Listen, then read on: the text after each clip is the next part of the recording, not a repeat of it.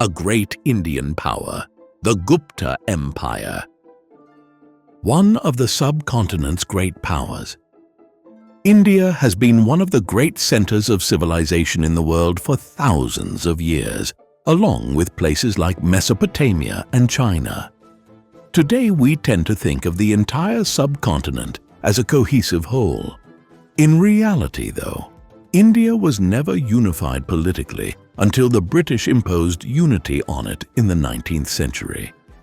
There was a relatively cohesive culture throughout much of the subcontinent, and the spread of it was aided by the emergence of a number of major states here between the 3rd millennium BCE and the 18th century CE, though it was never unified fully.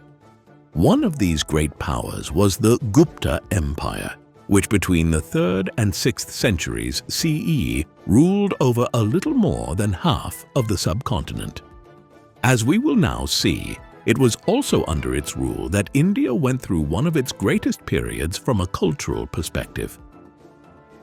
Overview of Gupta history. The history of the Gupta Empire from a political perspective is fairly clear. In the middle of the 3rd century CE, an Indian ruler by the name of Shrigupta, after whom the Gupta Empire is named, began laying down the foundations for a substantial new state in the north of the country. His near successors continued his work.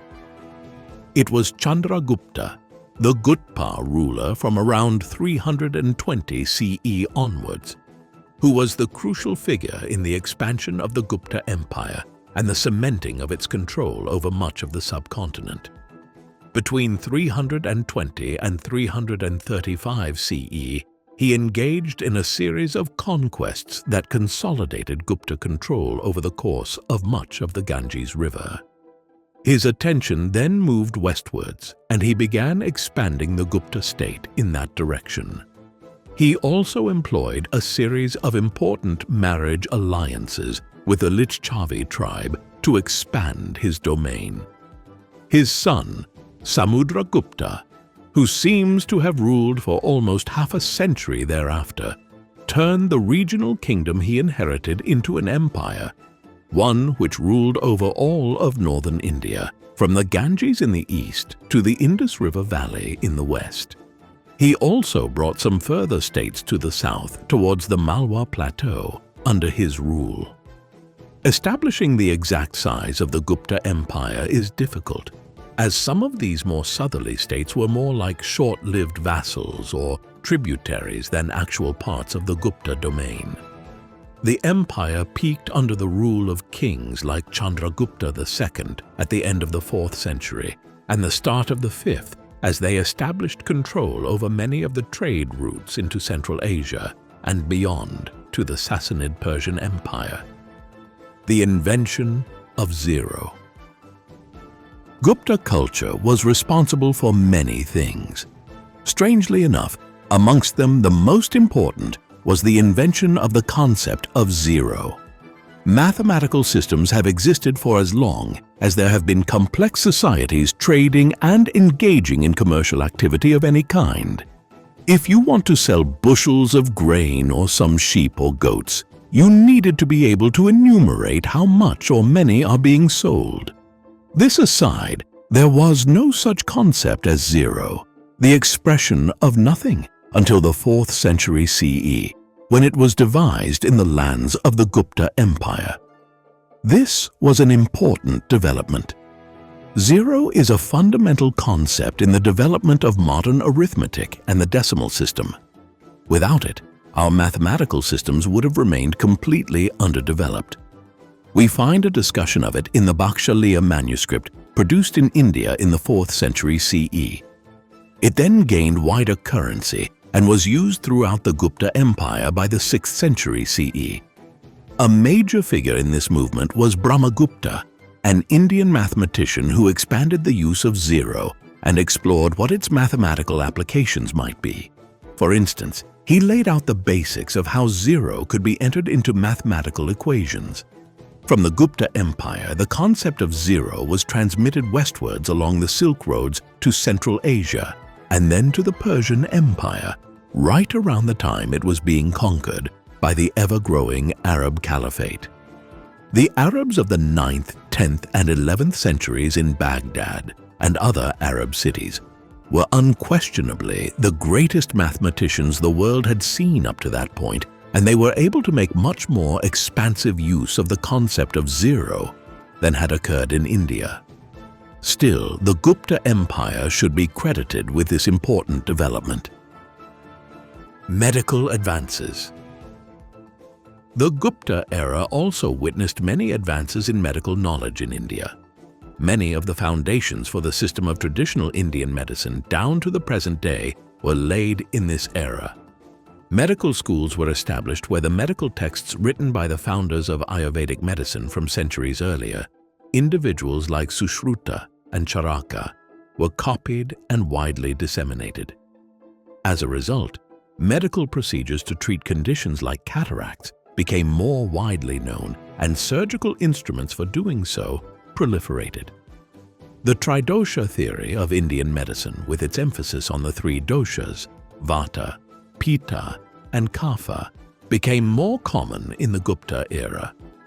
All of this was overlaid with a system of healthcare.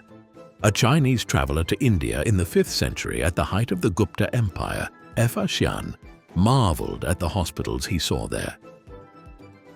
Temple building. The Gupta era saw one of the most impressive programs of Hindu temple construction ever seen in India. These were highly ornate, large edifices that still attest to the Gupta architectural style across India today. A classic example is the Dashavatara temple at Deoghar in Uttar Pradesh in northern India. Built in the 6th century, the temple is dedicated to Vishnu, one of the principal gods within the Hindu pantheon. There are images and ancillary shrines to other deities like Shiva, Brahma, and Indra, while a frieze panel depicts sections from the Mahabharata, one of the ancient Sanskrit texts revered in India and Hinduism. A square water pool is carved into the rock in front of the temple. Structurally, the temple was built according to descriptions found in the Vishnu Dharmottara Purana, another Hindu text.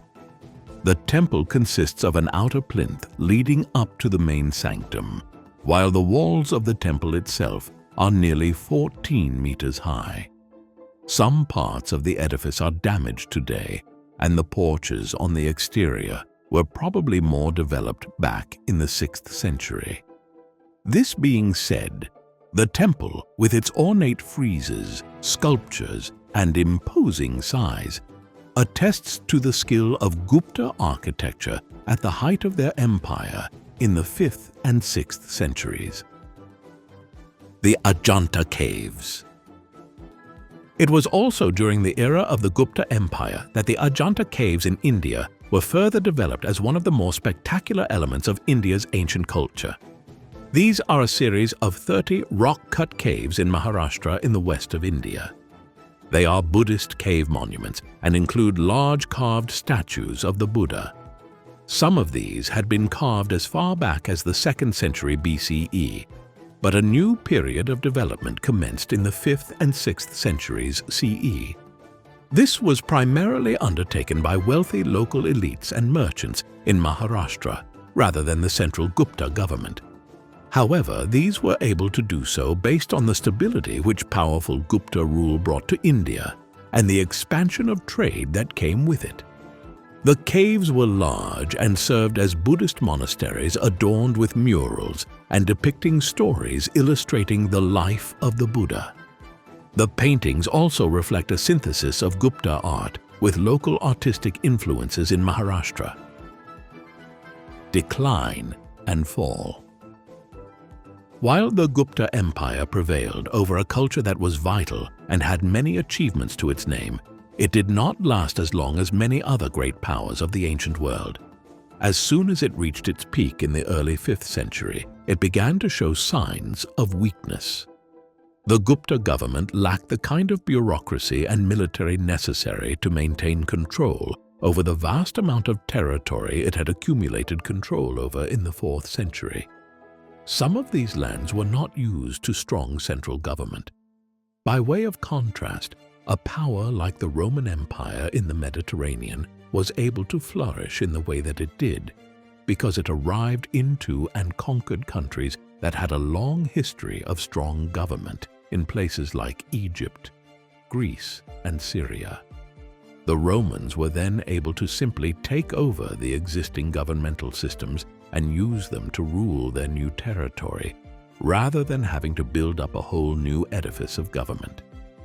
It was much more difficult for the Gupta state to impose control over its territories and maintain it.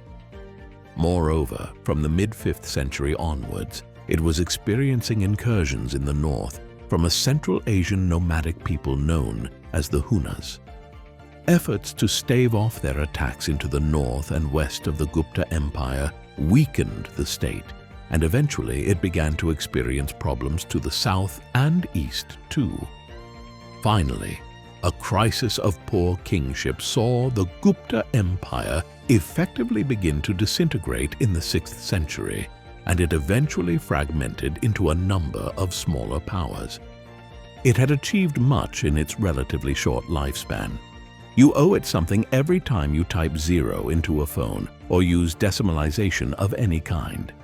If you enjoyed this video, hit the like button. Subscribe to the channel to show your support and watch more content like this. Let us know your thoughts in the comments. That's it for now. We'll see you in the next one.